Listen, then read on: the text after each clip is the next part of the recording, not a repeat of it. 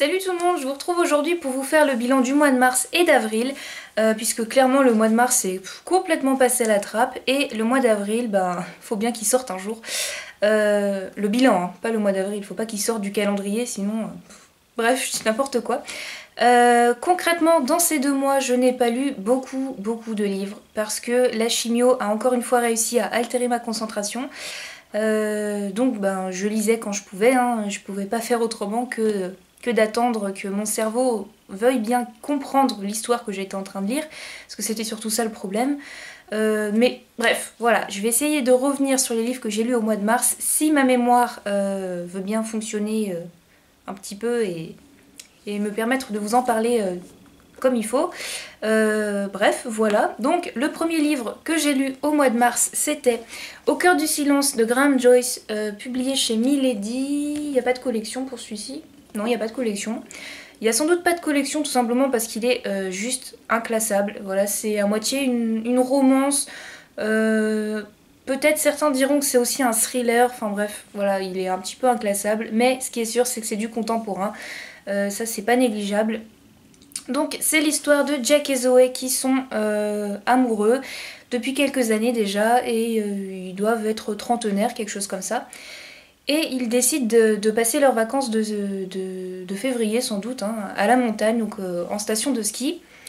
Et un jour où ils vont vouloir aller skier très tôt le matin, ils vont être pris dans une avalanche. Voilà, donc ils vont réussir à s'en sortir miraculeusement et tant bien que mal, et en redescendant pour rejoindre la station, ils vont se rendre compte que cette dernière a complètement été désertée.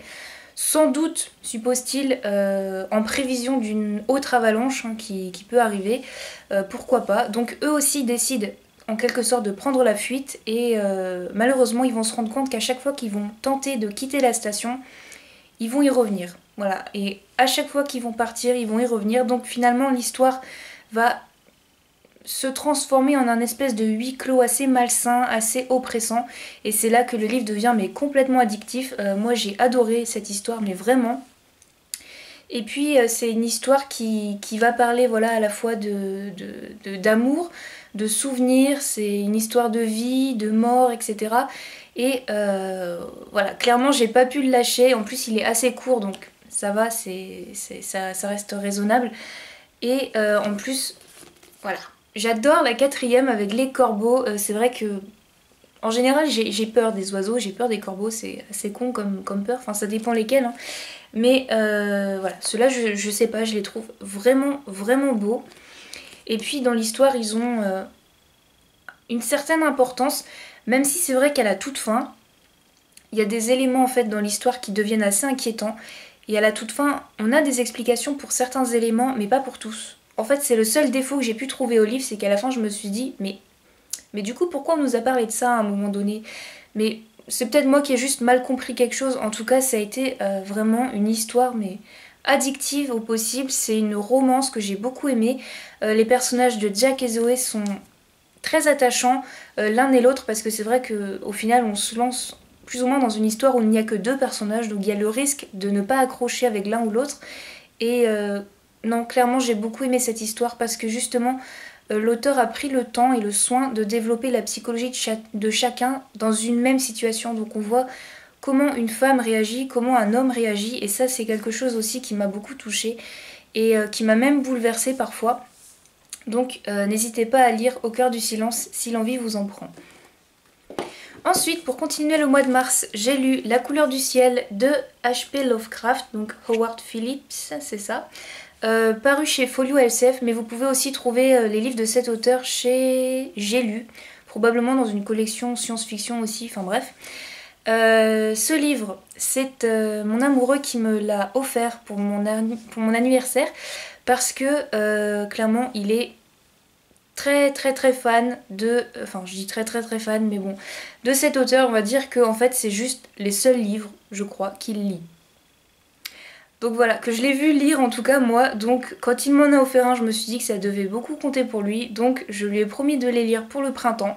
Donc c'est ce que j'ai fait au mois de mars, et ce sont en fait que des nouvelles. Je crois que juste tous les écrits de cet auteur sont des nouvelles.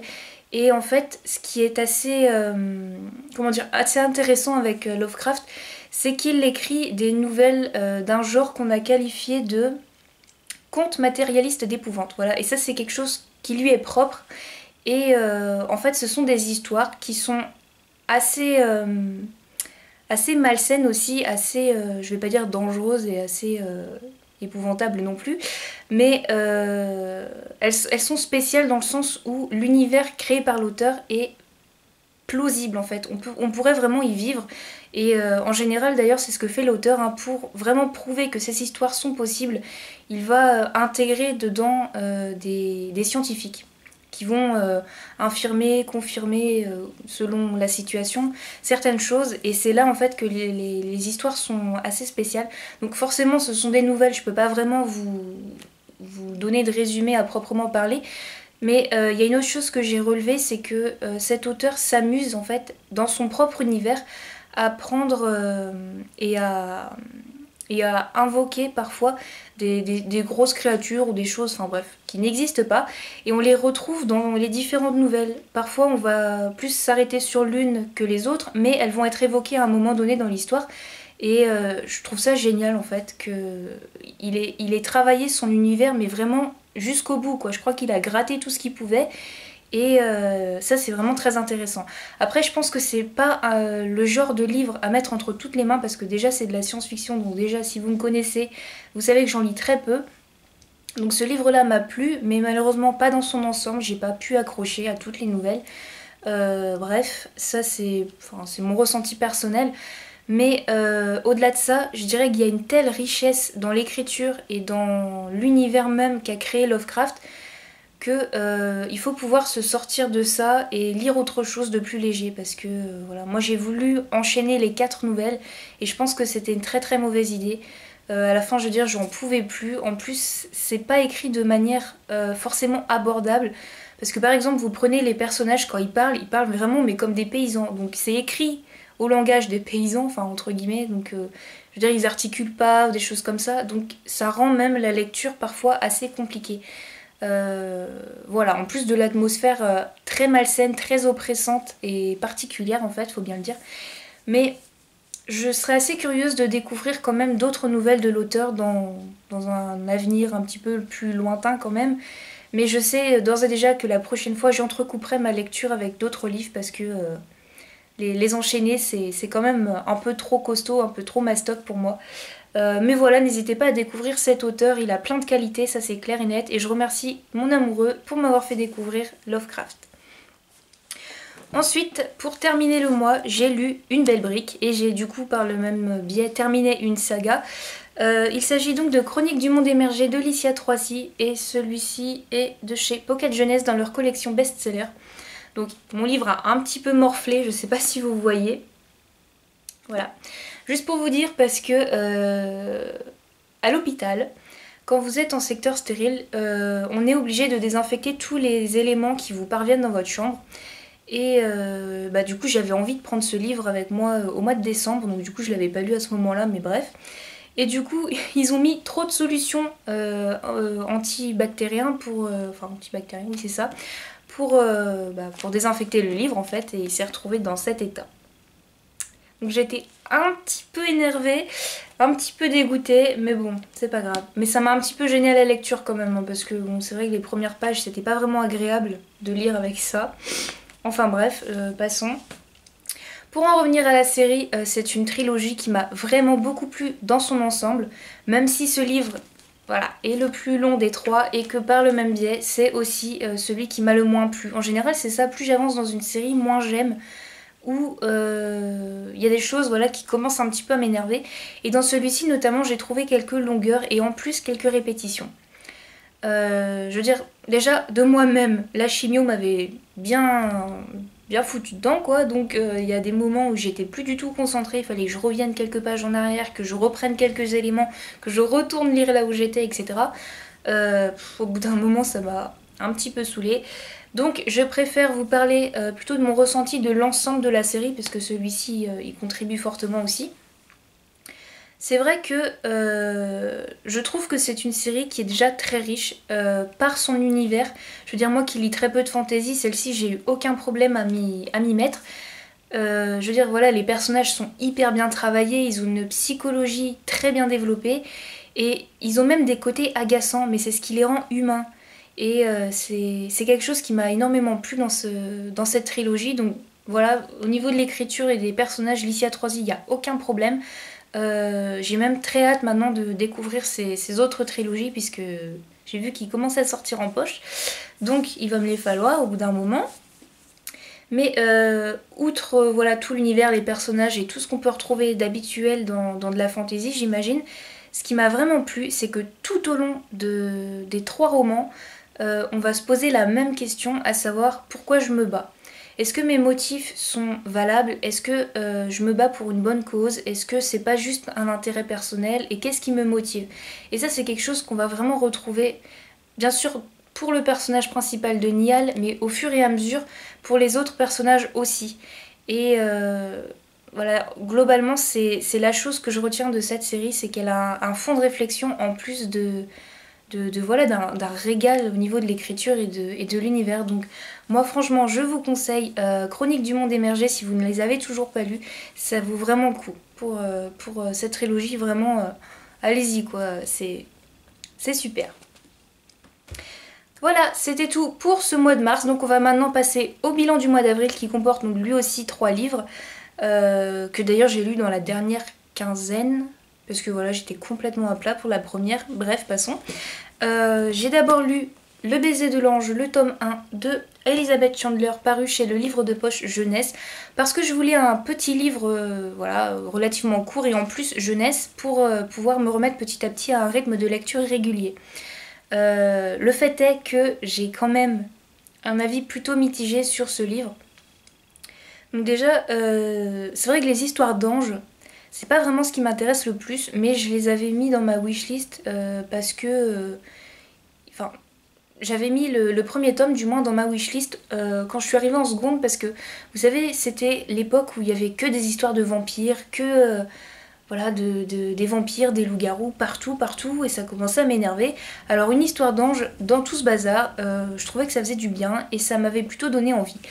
Le problème, c'est que le résumé décrit en fait les 2 tiers du livre, et que c'est vraiment le dernier tiers qui, voilà, qui va lancer l'intrigue, et ça m'a un petit peu énervé parce que du coup, en général, vous savez, un résumé, voilà, c'est fait pour les 50 ou voire les 150 premières pages, selon la taille du livre. Mais là, non, celui-ci était déjà court et le résumé prenait les 2 tiers. Bref. Donc ici, c'est l'histoire de Ivy. Je vous avais même pas dit ça avant, pardon. Je fais les choses à l'envers aujourd'hui. Donc c'est l'histoire de Ivy qui adore les anges et depuis qu'elle est petite, qui collectionne des statuettes des anges parce qu'elle est persuadée que au moment les plus difficiles de sa vie, ils vont être là, ils vont se manifester à travers des signes et ils vont l'aider à passer au-dessus des difficultés en fait. Et elle en a surtout besoin en ce moment puisque sa mère s'est remariée avec le père de Grégory, donc il fréquente le même lycée qu'Ivy. Et parallèlement à ça, on va nous parler de Tristan. Tristan qui est le jeune garçon du lycée, voilà, le plus beau, que toutes les filles adorent, machin. Et forcément, il y a une romance qui va se créer entre eux, jusqu'au jour où il y a un accident qui va les frapper. Donc ça, c'est ce que nous dit le pitch derrière.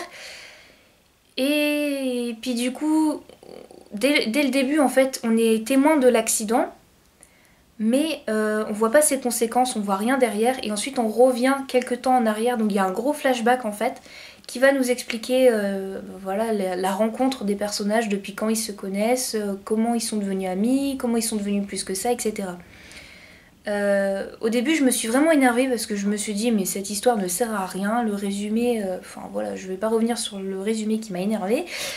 Puis en fait en lisant le dernier tiers du livre j'ai compris à quoi ça servait. En fait je pense que l'auteur a voulu vraiment faire en sorte que nous nous attachions aux personnages avant de les frapper violemment, voilà, et que l'un d'eux ressente la perte de l'autre. Comme ça, nous, on la ressent aussi. Donc forcément, tout le début était nécessaire pour qu'on puisse ressentir la douleur que ressent l'un des personnages. Je sais pas si vous comprenez ce que j'essaye de vous dire, mais moi, je l'ai compris comme ça, en fait. Et du coup, le dernier tiers, qui est relativement différent, en fait, des autres parties du livre, me donne vraiment envie de lire la suite, parce que tout est radicalement différent en fait, et comme ça, d'un coup. Et c'est ce qui me motive du coup à lire la suite. Par contre, un élément au niveau de l'écriture qui m'a vraiment énervée, c'est qu'il y a le prénom Ivy inscrit mais partout, mais à gogo sur toutes les pages. Je veux dire, vous prenez la première phrase d'un chapitre, ça va être Ivy machin, ou nanana Ivy, nanana Ivy. Moi je vous dis, je prenais mon fluo et je badigeonnais les pages quoi. Si j'avais juste à surligner le prénom Ivy, mais mon livre il clignotait de partout quoi. Donc à un moment j'avais vraiment envie de dire à l'auteur pardon, que les pronoms et les COD ça existait pour désigner les personnes et que c'était beaucoup plus agréable pour le lecteur de lire quelque chose voilà, il n'y a pas de répétition partout quoi. Bref, voilà, ça c'est aussi un autre point qui m'a énervée. Mais globalement, je trouve que c'est une histoire assez prometteuse, donc je vais quand même essayer de lire la suite pour voir ce que ça donne. C'est une trilogie, donc ça devrait pas poser de soucis. Il y a un deuxième cycle ensuite à la série qui est sorti, mais je vais déjà me limiter au premier, hein, on verra bien, hein, parce que énervée comme j'étais à la lecture du premier, je donne encore une chance, mais je garantis pas que ça fonctionne, on verra bien. Ensuite, j'ai lu Nom de code Blackbird, donc le tome 1, Kurumer de Anna Carey, paru chez Bayard. Donc je remercie encore une fois les éditions Bayard pour l'envoi de ce livre. Et voilà, regardez juste l'objet livre avec ses pages rouges. Voilà, même le résumé est complètement atypique, il est très intriguant et en plus de ça, il est assez abstrait, je dois dire, parce que voilà, comme je l'ai dit dans mon book haul, il dit pas grand chose en fait. Mais j'ai bien accroché à cette histoire puisque ce qui est vraiment intéressant, c'est qu'on va suivre une personne que l'on ne connaît pas, qui elle-même ne se connaît pas, et ça va être une fuite. Ce roman, c'est une véritable fuite de A à Z, même si on commence à comprendre certains éléments vers le milieu du livre, etc. Mais concrètement, ce qui est vraiment, vraiment génial, c'est que ce livre se passe à la deuxième personne du singulier. Donc on est complètement immergé au cœur de l'action, le personnage féminin c'est nous, quand elle se blesse, quand elle doit se relever, quand elle doit courir, on le fait avec elle, on le fait même en même temps qu'elle puisqu'on est elle tout simplement. Donc après je me suis posé la question parce que c'est vrai que parfois c'est compliqué de se mettre à la place du personnage. Quand par exemple on vous dit qu'elle a de longs cheveux noirs, moi j'étais là, bah ouais, ils sont où mes cheveux hein? Moi je veux bien, hein, mais bon. Et après je me suis dit, mais un personnage féminin, quand on est un garçon et qu'on lit ce livre, est-ce que on accroche vraiment? Voilà, il y a des petites choses comme ça qui ont fait que ça ne fonctionnait pas forcément, mais la plupart du cas, oui. Et au vu de la fin de ce livre, eh ben, j'ai envie de vous dire que clairement, il me faut la suite. Voilà, donc elle sortira qu'en février 2016, je crois que c'est ça. Mais voilà, c'est quelque chose de totalement innovant. Enfin, moi, j'ai jamais vu ça en tout cas. Donc, pour moi, ça renouvelle vraiment le genre young adult et thriller en même temps. Donc, il y a voilà. Si vous avez envie de ça en ce moment, n'hésitez pas parce que c'est vraiment super. Après, juste peut-être, c'est vrai que par rapport au nombre de pages du livre, le prix est peut-être un peu excessif parce que le livre, il fait voilà, même pas 300 pages. Et il coûte quand même presque 16 €. Donc c'est vrai que ce serait peut-être plus judicieux de l'emprunter au début parce que l'adaptation en fait au système narratif, elle se fait pas tout de suite. Donc si vous accrochez pas et que vous achetez un livre qui vous plaît pas, c'est un petit peu dommage. Voilà.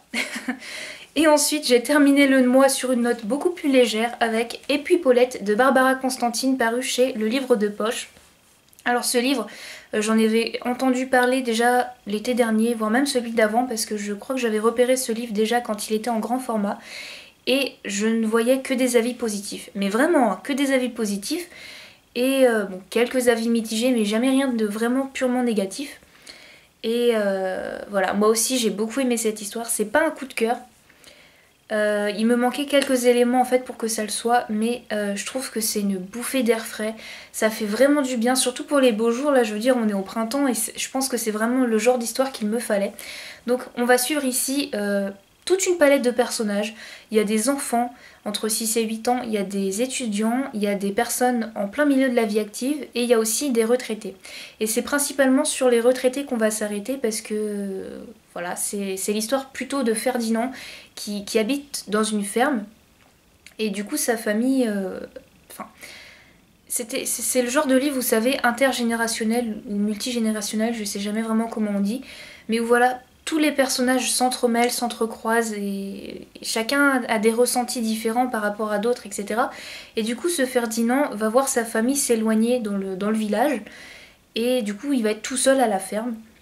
Jusqu'au jour où il va se rendre compte que sa voisine, Marceline, a le toit de sa maison qui semble sur le point de s'effondrer, mais vraiment quoi, c'est dans un état lamentable. Et du coup, ses petits-enfants, qu'ils appellent entre eux les Lulus, ils vont demander à leur grand-père d'une façon mais trop mignonne, mais papy, pourquoi tu... Enfin Ferdinand, pourquoi tu vas pas demander à Marceline de venir habiter chez toi? Donc bah d'abord Ferdinand il est un petit peu gêné, il dit mais ça se fait pas ce genre de choses, voilà c'est des enfants, ils s'en rendent pas compte, c'est l'innocence même. Et voilà, à partir de là toute une histoire va se mettre en place avec comme je vous l'ai dit des étudiants, etc. Et c'est vraiment mais super agréable, super doux, super frais, tant au point de vue de l'écriture que de l'histoire en elle-même. Par contre, au bout des 2 tiers du livre, c'est pareil, je me suis demandé, mais c'est bien, on nous parle de plein de personnages, mais Paulette, elle est toujours pas là. Je veux dire, ils nous prennent pour des cons, quoi. Et puis Paulette, elle est où Paulette, c'est qui? Et non, faut vraiment être patient et attendre la fin de l'histoire pour comprendre. Et voilà, ça m'a vraiment beaucoup plu, ça m'a fait du bien. En plus, ça se lit très vite, c'est un livre assez court. Et c'est voilà, le ton est à la fois assez humoristique, il est aussi parfois sarcastique, mais au-delà de tout ça, c'est aussi une histoire plutôt par rapport aux grands-parents ou aux personnes âgées tout simplement parce que voilà, je trouve que ça montre vraiment tout ce qu'ils peuvent nous apporter et c'est pas parce qu'ils sont vieux qu'ils ont plus rien à nous apprendre, c'est justement tout l'inverse. Et ça c'est quelque chose qui m'a beaucoup plu. Donc si vous êtes intéressé par ce livre, bah, n'hésitez pas non plus parce qu'il est vraiment bien. Et en plus, vous allez apprendre à faire de la peinture avec des pommes de terre. Et ça, je pense pas que ce soit tous les livres qu'il propose. Donc non, franchement, et puis Paulette, une très bonne découverte aussi. Voilà, donc c'est tout pour mon bilan du mois de mars et avril. Donc il a été un petit peu plus long que prévu, je suis désolée. Je vais essayer de le couper au montage si j'y arrive. Donc ça c'est vraiment ce que j'avais prévu à la base. Mais bon, j'ai un petit peu des difficultés avec Windows Movie Maker. Je vous épargne tout ça. Si j'ai vraiment des problèmes, je demanderai de l'aide. Mais bon, comme on est déjà mercredi, que j'avais promis une vidéo en début de semaine, je suis déjà un petit peu en retard. Bref, juste avant de couper la vidéo, je voulais vous montrer ma lecture en cours qui est Les Enfants de la Terre, le tome 1 de Jean M. Auel. Donc Jean, pas Jean, parce que c'est une femme et en plus elle est américaine. Donc Jean, enfin je sais pas trop comment on dit mais bon, c'est pas Jean quoi, c'est juste ça que je voulais dire. Donc c'est le premier tome qui s'appelle Le Clan de l'Ours des Cavernes. Donc c'est le livre qui fait la jonction en fait pour moi entre le mois d'avril et le mois de mai. Et j'en suis presque à la fin et clairement c'est un régal, je sens le coup de cœur arriver, j'espère vraiment qu'il n'y a rien qui va m'énerver avant la fin. Mais ça promet vraiment quelque chose de très très bien. Donc je vous en reparlerai pour la prochaine update lecture que j'ai prévue pour mi-mai. Parce que j'ai prévu de lire en fait 12 livres au mois de mai, donc je me dis que ça va être beaucoup trop pour les bilans que je fais. Donc je vais essayer de faire une update mi-mai et une fin mai. Voilà, couper le mois en deux tout simplement pour aborder ensuite plus sereinement le mois de juin où je devrais lire moins, je pense. Bref, c'était juste pour vous montrer le livre et vous expliquer un petit peu comment je comptais faire pour les bilans prochains. En attendant, si j'arrive enfin à monter mes vidéos, j'ai prévu plein de tags et même un bookshelf tour si vous êtes intéressés, donc bah voilà. En attendant, je vous fais de gros bisous et je vous dis à très très vite. Bisous!